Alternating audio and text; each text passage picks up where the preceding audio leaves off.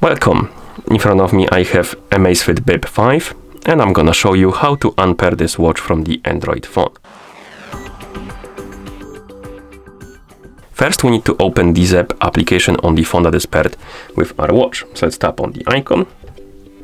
In the app you will see the home page. Now tap on Profile and select your Amazfit Bip 5 from the list of devices.